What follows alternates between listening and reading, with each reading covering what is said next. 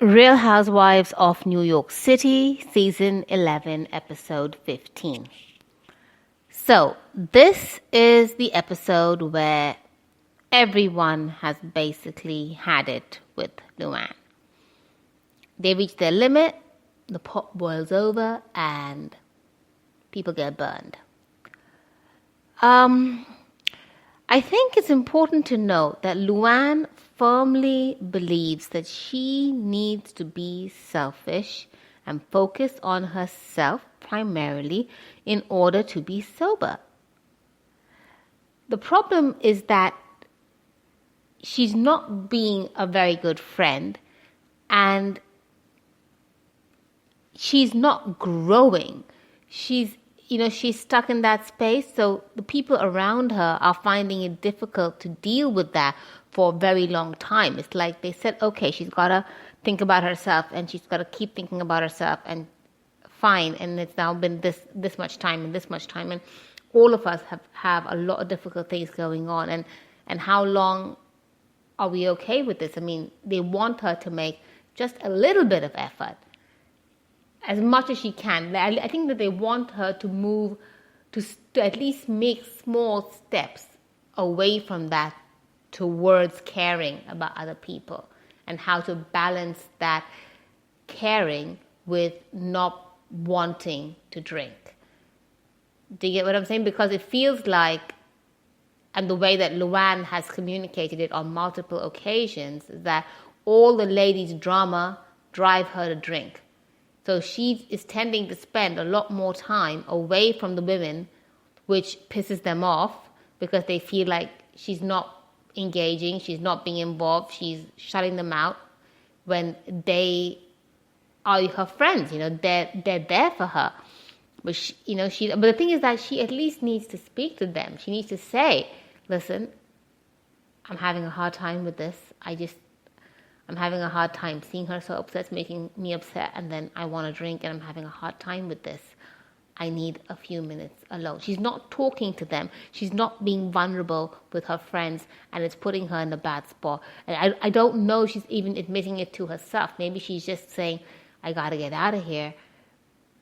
But maybe she can't even say the words out loud. That line between being sober and not sober is so very thin for her. And as you know, what happened with her later in real life is, well, that's a different story. But it is a very, very thin line for her. And considering the job that she's trying to do and the company that she's keeping and that she's still going to be on the show, it's difficult. But I understand that money is money and she needs to keep working. So anyway, this was the episode where everyone told Luann that the way that she was behaving was unacceptable. And I think that it began with Barbara. Barbara has not really been interacting with the group. You could see her on her own, doing her yoga, going for a run, just like she's not connecting with them. And she spoke up about it, said how she wasn't feeling good. And then you see some of the other girls like pipe up, like, you don't have good energy. You don't come in with with an openness. And then Luann was like straight up there. Yes, you don't have good energy. Your energy sucks. Energy is everything.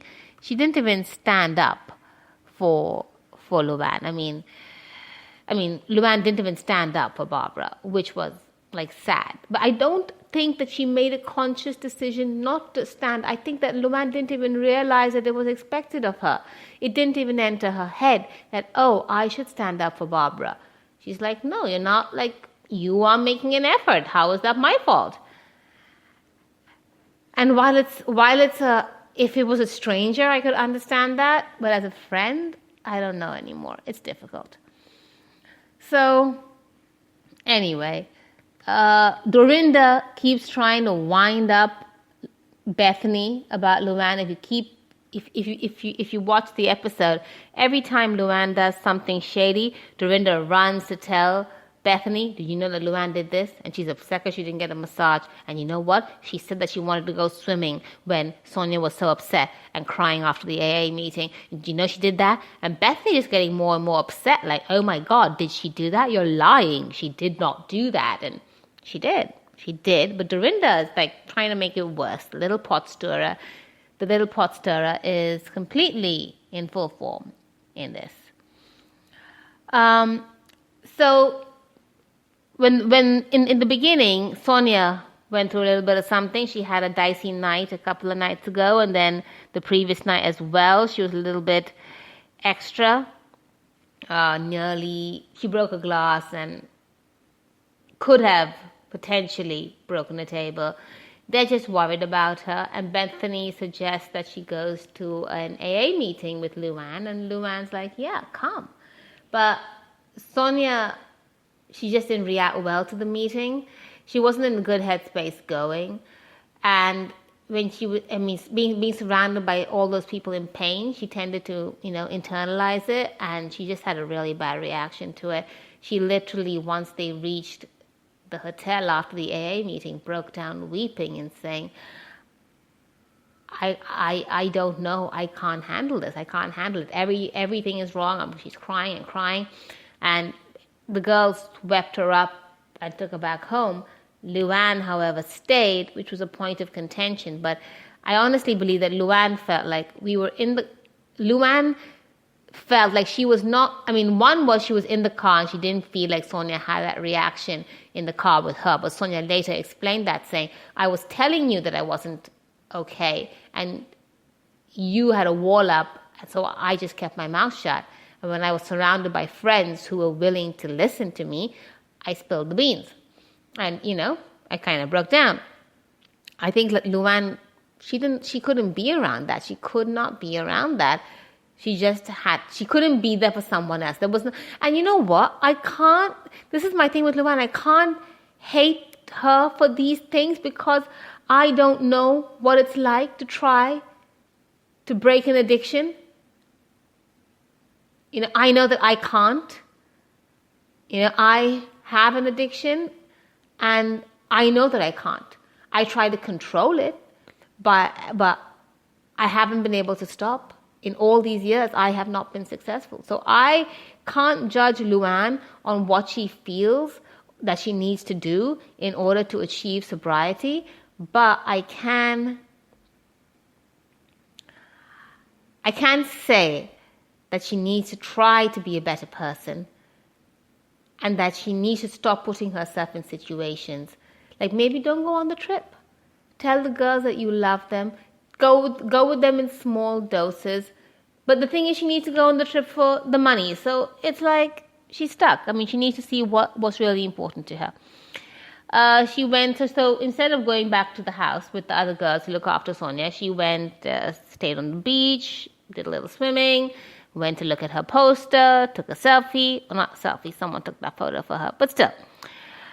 But at the house, the girls were getting along quite well. Barbara opened up a bit, and the girls were feeling her. So that was good.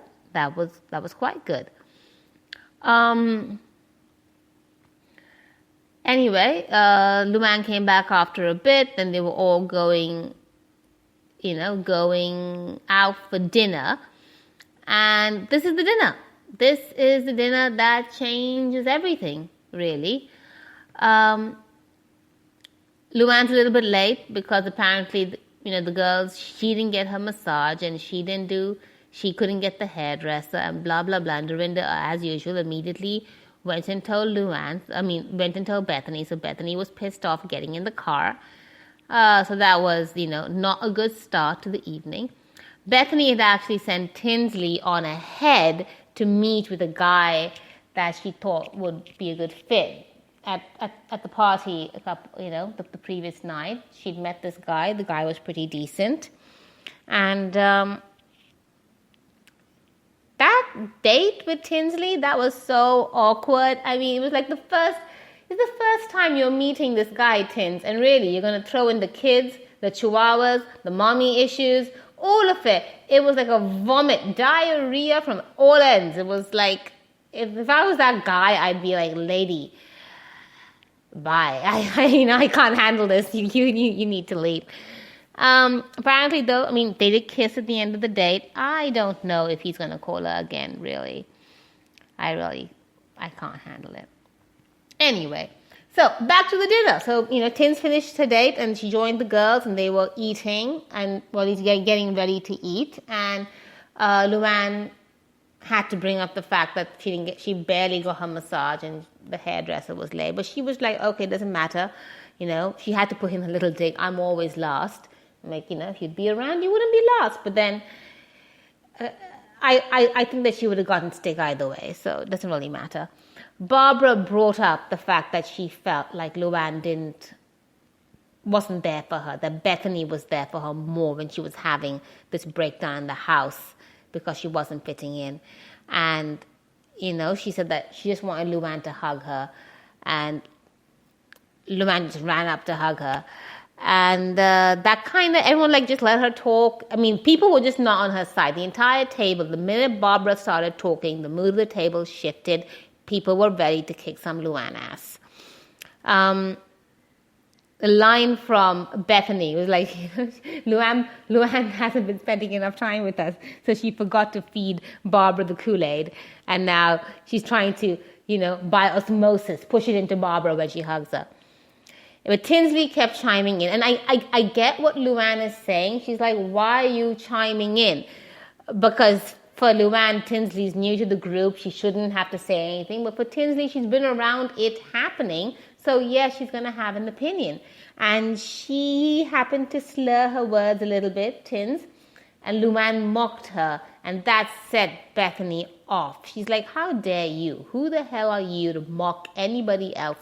And Luann has that tendency to do that. And that's her natural, that's who she is, though. That's her personality to do that. But these girls are ready to jump on everything because they're not having any of it. For them, they just see Luann as being completely insensitive.